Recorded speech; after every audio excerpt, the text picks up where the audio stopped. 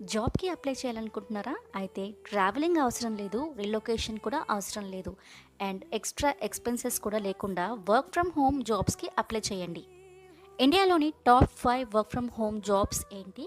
ఏ companies hire చేసుకుంటున్నారు? And required qualification ఏంటి అనేవి ఈ వీడియోలో మీకోసం డిస్కస్ చేయబోతున్నాను. First job data entry or MIS executive. దీనికి కావాల్సిన క్వాలిఫికేషన్ ఏదైనా డిగ్రీ కంప్లీట్ చేసుకున్న వాళ్ళు, ఫ్రెషర్స్ ఉన్న ఎక్స్పీరియన్స్ ఉన్నా కానీ మీరు దీనికి అప్లై చేసుకోవచ్చు. ఎక్సెల్ బేసిక్ అనేది కంపల్సరీగా వచ్చి ఉండాలి. మీకు మినిమం స్టార్టింగ్ శాలరీ 15,000 నుంచి స్టార్ట్ అవుతుంది. Top companies like TCS, Genpact and Wipro వాళ్ళు హైర్ చేసుకుంటున్నారు. నెక్స్ట్ జాబ్ వచ్చి కస్టమర్ సపోర్ట్ ఎగ్జిక్యూటివ్.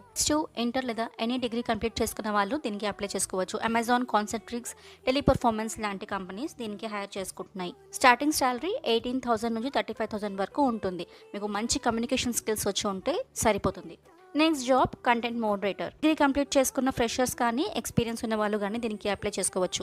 మీకు దీంట్లో ఎటువంటి సేల్స్ కానీ, కాలింగ్ కానీ చేయాల్సిన అవసరం ఉండదు. మీకు స్టార్టింగ్ శాలరీ 20,000 నుంచి 40,000 వరకు ఉంటుంది. కాగ్నిజెంట్ అండ్ యాక్సెంచర్ లాంటి కంపెనీస్ హైర్ చేసుకుంటున్నాయి. Next job online tutor.